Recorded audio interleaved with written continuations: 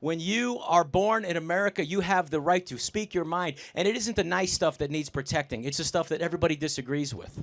It's the stuff that maybe is not nice. But that needs to be protecting too, because if someone's going to decide what free speech that you say and what I say, if it's going to be the government, they're always going to do what's best for the government. So we need to protect all speech. And I'm going to protect your right to free speech. I'm going to protect your right to vote any way that you want from the highest mountain. Always. I will do that. In this conversation between Charlie Kirk, Rob Schneider, and Miles, we witness a candid exchange on hot-button political topics. Both Charlie and Rob offer a passionate defense of their viewpoints on key issues like free speech, government spending, and political integrity, while engaging with Miles, who has a different perspective.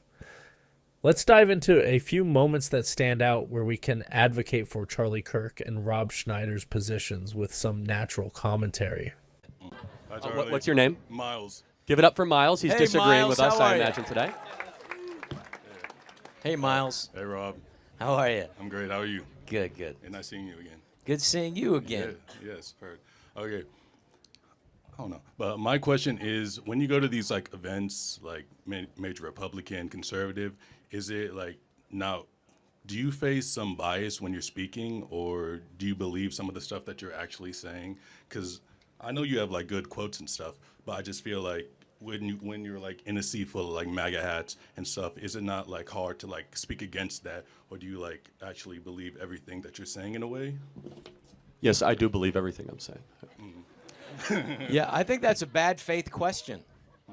I do, because your assumption is that we are insincere in our beliefs. But we're here. The only benefit that we have here to come here today is to talk to people like yourself, because we love our country and we really, really want to make sure that there are things that are happening now that we feel are potentially fundamentally disrupting what has been so great about this greatest experiment in human history, which is this unfettered free speech that the woman that you're supporting, Kamala Harris, and her running mate Walls paper. They said that the free speech, they describe it as a privilege. Now, this is either they're constitutionally ignorant or they're knowingly false, because it is a guaranteed First Amendment right for all Americans. It is not a privilege like a driver's license. When you are born in America, you have the right to speak your mind. And it isn't the nice stuff that needs protecting. It's the stuff that everybody disagrees with. It's the stuff that maybe is not nice. But that needs to be protecting too, because if someone's going to decide what free speech that you say and what I say, if it's going to be the government, they're always going to do what's best for the government. So we need to protect all speech. And I'm going to protect your right to free speech. I'm going to protect your right to vote any way that you want from the highest mountain. Always. I will do that. Yeah, I mean, when Rob Schneider says free speech is something we should protect no matter what, especially the kind we don't like, it's pretty spot on. I don't know about you guys, but the fact that people are trying to frame free speech as a privilege instead of a right, that's just not something we should be okay with. Charlie's right here. When the government starts deciding which speech gets protected, it becomes a whole other problem. So in the spirit of hearing ideas that we might always hear, tell us why you're supporting Kamala Harris. I just like her character more than I like Trump. I don't like his... No. Guys, give Miles an opportunity to uninterrupted to tell me, because it's fascinating. I didn't know her character was something worth. I like that she's trying to like work for the middle class. That's what I see a lot, and I think that's what she is. So yeah, Miles. So I have a question. What has she or Joe Biden done for the middle class in the last 4 years? So, I mean, yeah, when Charlie Kirk brings up the skyrocketing mortgage rates and home ownership being out of reach for people like Miles, he's not exaggerating. I think we can all agree that under Trump, things were more affordable. Now, $700 a month in Phoenix during Trump's presidency compared to $2,000 now, that's a huge difference. And it's not just about the numbers. It's about real people struggling to get by. Charlie's laying it out pretty clearly, and he's got the numbers to back it up. No, not too sure about that. That's okay. So but I'm like slowly getting there. No, that's like, okay. Election day, I feel like that's okay. We can like work our way up. And For learn. sure, no, and it takes a lot of courage to come up to an event like this. So let me tell you where we're coming from, and then maybe I can convince you to trade out that hat for a MAGA hat. Just maybe, okay? That's a long shot. We'll see. So Kamala Harris is part of a tradition of career politicians that run very persuasive, sexy political advertisements that are nowhere in alignment with what they've actually done. So let's look at the issues we care about most. I imagine, Miles, you want to be able to own a home at some time? That's like my main goal. I want to like own Awesome. a home. And good. Honestly, Miles, everybody in this audience should be able to own a home as easily as your parents were. But right now, especially here in Phoenix, it's so out of grasp. When Trump was president, the average mortgage rate in Phoenix, Arizona, mortgage payment was $700 a month. Now it's $2,000 a month here in the city of Phoenix. Said differently, it required $75,000 a year to buy a home in Phoenix when Trump was president. Now it's $135,000 a year to buy a home. You might say, well, Charlie, how is that Biden and Kamala Harris's fault? They decided to spend $6 to $7 trillion of unnecessary government spending right out of the gate that increased asset prices. Additionally, they allowed 10 million people into the country that we didn't account for. That also increases the demand for housing, especially here in this state. So we really care about the ability for you to be able to own the home. And if Kamala Harris is going to do it, she would have done it these last 4 years. Secondly, we care about ending the wars. I bet you're pretty interested in that. War is not, no, maybe? No, yeah. Okay, cool. Let's end the wars. Yeah, so Kamala Harris has demonstrated and surrounded herself with people that are aggressively in favor of the Russian-Ukrainian war, and the same people that designed the failed wars of Iraq, Afghanistan, Syria, and Libya. For example, Liz Cheney, Dick Cheney, Leon Panetta, John Bolton.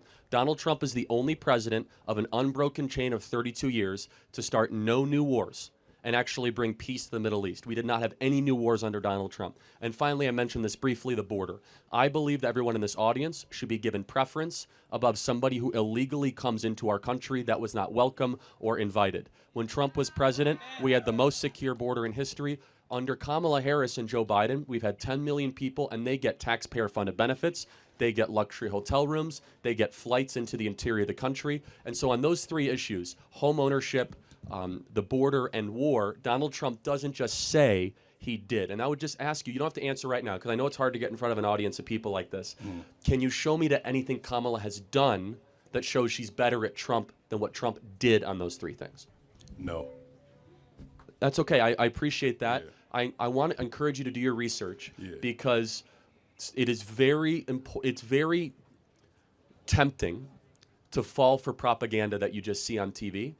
I bet a lot of people here in the audience can give you something to think about and something to consider because Kamala Harris, she does not care for you. She cares about her own political career. Trump is different. Last thing I'll say is this. The guy's been shot multiple times, facing 700 years in prison. They took all of his money from him, his business empire, and he keeps on fighting. There's something about him where he cares deeply about the well-being of your life and your livelihood to put our country first. So, Rob, do you want to add something to that? I just want to say something that's really important. What's happened under this administration, the Biden-Harris administration, and this affects all of you. They've secretly, not so secretly, put in the selective service back in, and I do not want any of you fighting on foreign soil, any of you fighting on any wars. Any of you. I don't want it. So, I mean, yeah, when Charlie Kirk brings up the skyrocketing mortgage rates and home ownership being out of reach for people like Miles, he's not exaggerating. I think we can all agree that under Trump, things were more affordable. Now, $700 a month in Phoenix during Trump's presidency compared to $2,000 now, that's a huge difference. And it's not just about the numbers. It's about real people struggling to get by. Charlie's laying it out pretty clearly, and he's got the numbers to back it up.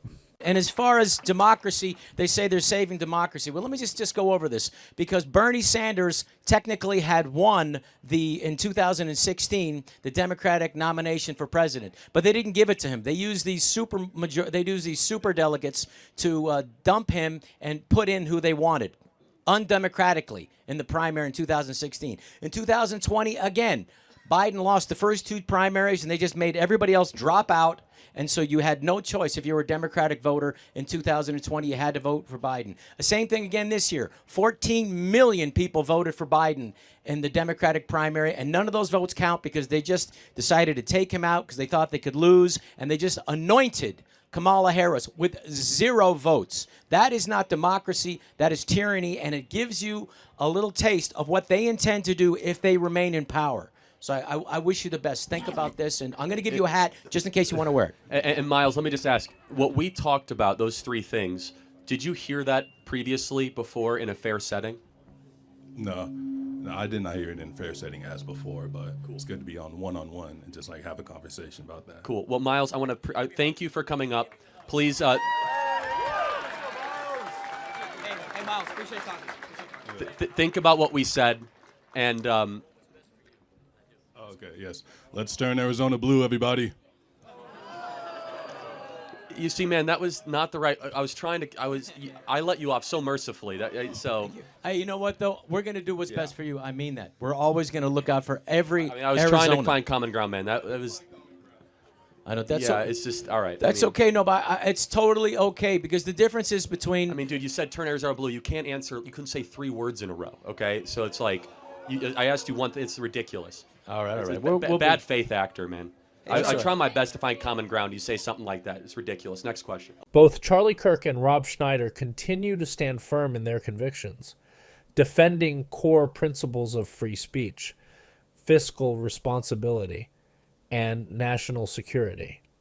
While Miles' viewpoint is certainly respected, the conversation reveals that sometimes the truth and facts are hard to ignore, especially when it comes to government overreach and the impact it has on everyday life. It's clear that Charlie and Rob aren't just talking heads. They're speaking up for what they believe is best for the country and its citizens.